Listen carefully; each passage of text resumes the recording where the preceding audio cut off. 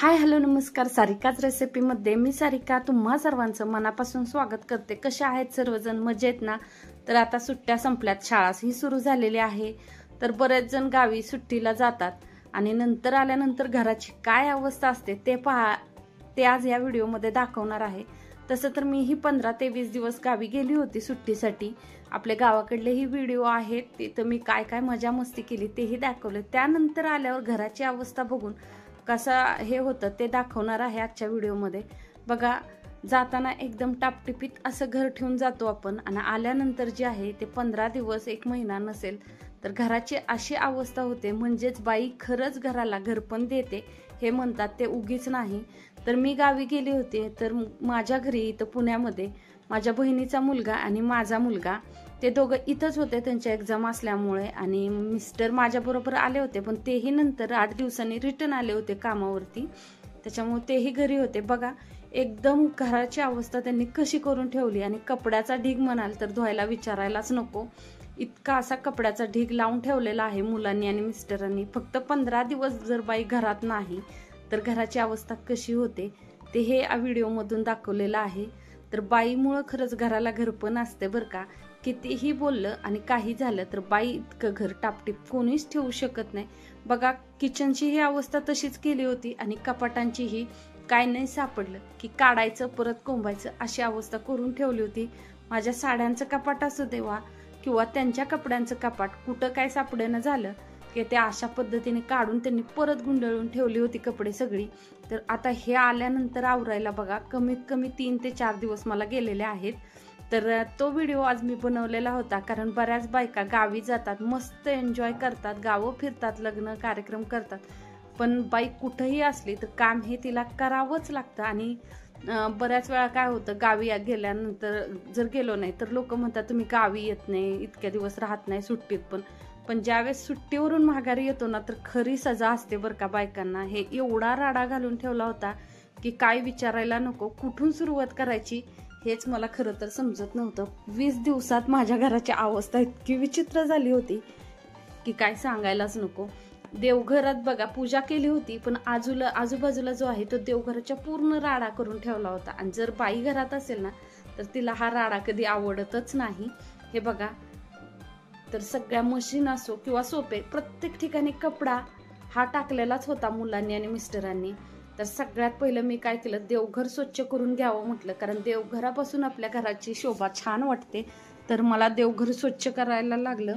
सगळ्यात पहिलं मी देवघर स्वच्छ करते. तर माझं रेडीमेड देवघर आहे लाकडाचं, ते मी तिथं एक हे केलेलं आहे, कडापाचा कप्पा केलेला आहे, त्यातून साईडला घेतलं. आणि बघा, त्याच्या खालीही फरशीला पूर्ण असे डाग पाडले होते मुलांनी किंवा मिस्टरांनी, ज्यांनी कोण देवपूजा करत होतं त्यांनी. तर ते मी सगळं स्वच्छ करून घेतलं. आणि बघा, माझ्या प्रत्येक व्हिडिओमध्ये जो लॉंग आहे सणाचा असला की त्याच्यामध्ये रांगोळी असते. तर मला रांगोळी काढायला खूप आवडती, त्याच्यामुळे मी रांगोळीचे बरेचसेच कलर एकदम आणून ठेवलेले असतात घरामध्ये. तर हे पहा, ते खाली सगळा असा कचरा सरकवलेला, त्याच्यामुळे मला आज खरं तर देवघर पूर्ण काढून साफ करावं लागलं. जरी आपण असताना रांगोळीचे कलर असले तरी एवढे अस्ताव्यस्त नसतात, त्याच्यामुळे आज म्हटलं चला अशा निमित्ताने ते पूर्ण स्वच्छ होईल म्हणून मी पूर्ण काढून घेतलं. आणि माझा रांगोळीचा डब्बाही तुम्हाला दाखवणार आहे. बघा, जिथला कचरा काढेल तिथंच तेवढ्याच जागेत भरत होते. तर असा झाडू हा आमच्या देवघरापाशी असतोच, कारण देवघराच्या खालचं किंवा साईडचं झाडायला लागतो त्याच्यासाठी. तर मी रांगोळीचे कलर सगळे साईडला करून घेतले. बघा, पांढरे रांगोळी ही माझ्याकडे भरपूर असते, कारण रांगोळी ही आपल्या दारापुढे आपल्या घराची शोभा वाढवते, त्याच्यामुळे मला रांगोळी लागते. तर बघा, रांगोळी काय मिस्टर मुलं काढतच नव्हती, तर मी होती तेव्हाच ह्या डब्यातले सगळे कलर संपत आलते. तर मी काय केलं, सगळ्यात पहिलं तर जे कलर संपत आले आणि पुढ्या होत्या त्या सगळ्या त्या वाट्यांमध्ये टाकून घेतल्या. मी अशा प्रकारचा एक डब्बाच केलेला आहे जो की डेली आपल्याला रांगोळी काढण्यासाठी लागतो. तर हा जी थोडी कधी मध्ये आधी सांडलेली रांगोळी होती खाली, ती काढून मी डब्बा स्वच्छ करून घेतला. डब्बा स्वच्छ करून घेतल्यानंतर त्याच्यामध्ये आता ह्या वाट्या व्यवस्थित लावून देणार आहे.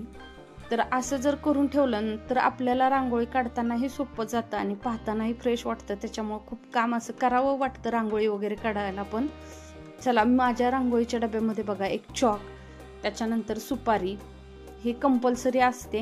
आणि रांगोळीची चाळायची डब्बी एक आहे ती असते, तर ती आत्ता मी स्वच्छ धुतली होती, त्याच्यामुळे ती काही ह्याच्यात दिसत नाही. तर सुपारी आणि चॉक जो आहे तो मी ठेवतेच. बघा किती छान असा डब्बा वाटतोय. आता आपण स्वच्छ करून ठेवून दिलेला आहे. तर हे जे आहे ते रांगोळीचं झालं. आता देवघर जो आहे त्याच्यामध्ये पण खूप सारे असं मी बऱ्याच गोष्टी ज्या डबल आहेत देवाच्या, ते खालच्या कप्प्यामध्ये ठेवून घेते. तर तेही तुम्हाला दाखवणार आहे. बघा हे कलर मी परत एकदम व्यवस्थित ठेवून देते. देवघराच्या खाली तिथं जागा आहे, तिथं बसतात.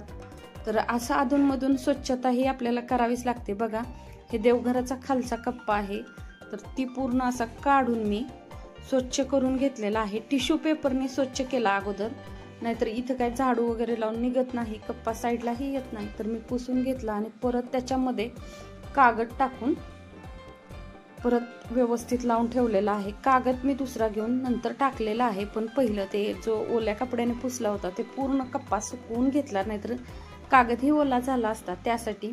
तर बघा परत कागद टाकला आणि जे हे एक्स्ट्राचे चौफुले करंडे वगैरे असतात ते ह्याच्यामध्ये मी ठेवून देते. आणि एक महत्त्वाचं म्हणजे मी ह्याच्यात एक लाईट बिल ठेवते, कारण कधीही इमर्जन्सी आपल्याला लाईट बिल हवं असेल तर सापडावं, त्यासाठी मी देवघरात एक खाली लाईट बिल ठेवलेलं असतं की पटकी झट सापडतं. आता काय होतं, ऑनलाईनमुळे आपण लाईट बिल एवढी हे करत नाही, तर कधी कधी प्रूफसाठी आपल्याला लागतं किंवा काय पाहण्यासाठी त्यावेळेस लागतं, म्हणून मी देवघरात ठेवलेलं आहे, म्हणजेच पटकन सापडलं जातं.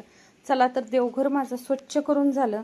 देवघर स्वच्छ करून झालं की मी सगळ्यात पहिली देवपूजा करून घेतली. देवाच्या वरती जे सामान आहे माझी, देवाच्या वरती जे असते ते भगवत गीता असते. त्याचनंतर आता कुंभमेळ्यातलं गंगाजल आणलं होतं माझ्या भाच्याने, त्याची डब्बी असते, ते सगळं ठेवून दिलं आणि मस्त अशी सगळ्यात पहिले देवपूजा करून घेतली. बघा देवपूजा केल्यानंतर घर किती प्रसन्न वाटतं. तर आता मी तुम्हाला दाखवते. बघा हे जे कपडे आहेत ते मी थोडेसे अगोदर धुवून घेतले होते, कारण दुपारून धुवायला गेलो तर वाळले नसते. तर प्रत्येकाचे भरपूर असे कपडे होते त्या तिघांचे. मी तिघांमधले एकाचे करून धुणार होते, कारण जवळजवळ 8-8, 10-10 ड्रेस ह्यांनी ठेवले होते धुवायचे.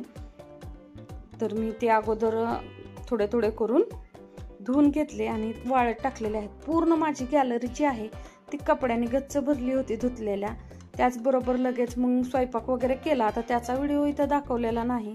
आणि वरचे माळ्यावरचे डबे वगैरे घासले, ते थोडेसे खराब झाले होते. आणि समोर आमच्या बांधकाम चालू असल्यामुळे खरं तर व्हिडिओ येत नाहीत, कारण दिवसभर त्याचा आवाज असतो. व्हिडिओला आवाज देताच येत नाही, त्याच्यामुळे व्हिडिओ कधीच येत आहेत आपले. तर तिथं स्लॅब वगैरे पडलेलं, त्याचा सगळा कचरा, त्याच्यामुळे डब्बे, घराची अवस्था एवढी खराब झाली होती की आल्या मी पहिलं तेच काम केलं. बघा दुसऱ्या दिवशी तर इतके छान असं घर ठेवून गेलेली. आल्यानंतर एवढं घाण घर बघताना इतकं वाईट वाटत होतं. म्हटलं अरे देवा हे काय, की पूर्ण एन्जॉय केला होता आपण गावी जाऊन, तो सगळा इथं निघलेला आहे. कुठल्या महिलांची अशी अवस्था होती ना, त्यांनी कमेंट करून सांगा नक्की. कारण बघा मी गावीचा यात्रेचा व्हिडिओ टाकला होता, त्यातही तुम्हाला दाखवलं होतं कुठंही जा काम केल्याशिवाय पर्याय नाही. सासरीही मी एकटीच आहे, तर तिथं गेल्यानंतर मला तिथली पहिली साफसफाई करावी लागते, कारण सासूबाईंना काही तेवढं होत नाही.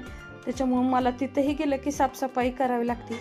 आणि आईकडे गेलं तरी ह्या आई एकटीच असते. तिथं आहे भांड्याला धुण्याला बाई, पण तरी ती बाई ती असते ती वरची कामं. आपल्याला पूर्ण आईचंही घर साफ करून यावं लागतं, तर जिथे जावं तिथं काम करावं लागतं. आणि माझी भांडी म्हणाल तर तुम्हाला दाखवल्याप्रमाणे खूप सारी भांडी आहेत, कारण मला भांडी नवीन घ्यायला खूप आवडतात. पण अशा वेळेस ना खूप कंटाळा येतो बरं का घेतलेली भांडी घासायचा. तर एवढी भांडी मी आज एका दिवसात घासली होती. भरण्या असो, काचेचे ग्लास असो किंवा डब्बे. मी म्हटलं आज ते कंप्लीट करायचं, नाही तर परत आणखी मला कपाट आवरायची होती. तर बघा मी भांडी घासली, तोपर्यंत मिस्टर आणि मुलांनी किराणा भरून आणला होता. तो एकदम व्यवस्थित असा प्रत्येक डब्यात भरणीत मी किराणा लावून घेतला. आणि जे एक्स्ट्राचे लागणारी भांडी होती ती मी अशी डब्यामध्ये भरून ठेवली, कारण काय होतं छोटी मोठी भांडी आपल्याला रोज लागत नाही. काही भांडी असतात ते ज्या त्या वेळेस लागतात, म्हणून मी तशा पद्धतीने भांडी डब्यात भरून ठेवते छोटीशी. आणि हे बघा मी किराणा पूर्ण भरून घेतला. एकदम वेगवेगळ्या डब्यात ठेवला ना तर आपल्याला सापडतो हे पटकन आणि डब्बे खराब होत नाहीत बरं का. तर अशा पद्धतीनेच मी करत असते प्रत्येक वेळेस. मी प्रत्येक वेळेसचा काही व्हिडिओ दाखवत नाही, कारण आपले डेली ब्लॉग नसतात. तर कधीतरी असतं, पण मला ह्यावेळेस वाटलं की बघा एक बाईचं महत्त्व किती आहे, की जर बाई घरात नसेल तर घराची अवस्था काय होते. बाईशिवाय घर नाही असं म्हणतात, ते उगीच नाही. बाई असेल तर घराला घर पण असतं. तर बघा सुंदर असं मी सगळं लावून घेतलं. आता इथला जो आहे तो पूर्ण व्हिडिओ काही घेतलेला नाही, किचनमधली भांडी वगैरे तेच तुम्हाला दाखवलंय, कारण फ्रीजवरची थोडीशी साफसफाई आणि फ्रीज आवरायचा माझा राहिला होता. तर मला काय तेवढा वेळ नव्हता, कारण तिन्ही रूम साफ करायच्या होत्या. मला ते रोज रोज काम करायला आवडत नाही. एकतर कपडेच धुवायला 3 दिवस जाणार होते. तर मी आजच्या दिवसात सगळ्यात पहिलं तर हे किचन आवरून घेतलं. बघा किचन साफ करून मी हे जाळी घेतलेली आहे, त्याच्यामध्ये मी भांडी वगैरे ठेवते. ट्रॉयली आहे म्हणजे त्यामध्ये, तर एक्स्ट्राचे पातेले वगैरे त्याच्यामध्ये असतात. आणि देवघर बघा माझं किती छान वाटतंय. तर आता माझं ते झालं की दुसऱ्या दिवशी सगळ्यात पहिलं स्वयंपाक केला आणि कपडे आवरायला घेतली. तर मला माझ्या साड्या खूप प्रिय आहेत. माझ्या साड्याचं सगळ्यात पहिलं कपाट आवरलं, कारण मला साड्या खूप आवडतात आणि मला अस्तव्यस्त आवडत नाहीत साड्या. तर पूर्ण मी साड्या साफ करून घेतलेल्या होत्या, कारण वर ह्यांनी काय व्यवस्थित जर दरवाजा लावला नसेल तरी हँगरला लावलेल्या साड्यांवरती धूळ बसते. तर मी प्रत्येक हँगरची साडी काढून ती पूर्ण स्वच्छ करून घेत होती बघा. आणि काही साड्यांची जे सापडत नव्हत्या वस्तू त्याच्यासाठी मुलांनी विस्कटलेल्या होत्या, तर मी त्याही घड्या घालून व्यवस्थित लावून घेत होते. तर मला खरंच सांगा कमेंट करून की कोणाकोणाच्या घराची अवस्था अशी होती गावाला गेल्यानंतर. आता माझ्या इथल्या मैत्रिणी आहेत, प्रत्येकाला हेच काम असतं, ह्यात काय वेगळं मी दाखवते असं नाही, पण खरंच महिलांना जिकडं जाईल तिकडं काम असतं आणि महिलांशिवाय घराला घर पण नसतं. तर बघा साड्या पूर्ण व्यवस्थित मी लावून घेते, ब्लाऊज वगैरे. बऱ्याच ताईंच्या कमेंट येतात की ताई तुम्ही तुमच्या साड्यांचं कलेक्शन दाखवा. तर एवढं कलेक्शन आहे की कधी दाखवणार असं झालेलं आहे. तर मी नक्कीच त्याच्यावरतीही एक व्हिडिओ बनवणार आहे. काय साड्यांच्या ब्लाऊजच्या डिझाईन्स पाहिजे आहेत महिलांना, आपल्या मैत्रिणींना, तेही दाखवणार आहे. चला तर अशा पद्धतीचा आजचा आपला हा छोटासा व्हिडिओ होता. व्हिडिओमध्ये काय तुम्हाला वाटलं ते नक्की कमेंट करून सांगा. आणि व्हिडिओ आवडला असेल तर एक लाईक नक्की करा. आणि तुम्हाला कोणत्या प्रकारचे व्हिडिओ बघायला आवडतात तेही कमेंट करून सांगा. व्हिडिओ थोड्या दिवस लेट होत आहेत, कारण माझ्या इथं बांधकाम चालू आहे आणि त्याच्यामुळे मला आवाज देता येत नाही व्हिडिओला. त्याच्यामुळे व्हिडिओ मधून अधून एखादा येतोय. चला तर शॉर्ट्स व्हिडिओला खूप छान असा आपला प्रतिसाद दिलेला आहे उखाण्याच्या व्हिडिओंना. तर उखाण्याचे व्हिडिओ येतील, ह्यानंतरचे व्हिडिओ खूप छान येणार आहेत बरं का. रेसिपी असो किंवा गौरी गणपतीचं डेकोरेशन असो, आता ते मी चालूच करणार आहे व्हिडिओ बनवायला, कारण गौराईंच्या साड्यांचे जे व्हिडिओ आहेत ते दाखवण्यासाठी सुरुवात करणार आहे. म्हणजेच की महिलांना प्रॅक्टिस करता येते आणि छान अशा आपल्या गौराईंना पण तयार करता येतं. चला तर व्हिडिओ आवडला असेल तर एक लाईक नक्की करा. जे कोणी नवीन असतील त्यांनी सबस्क्राईब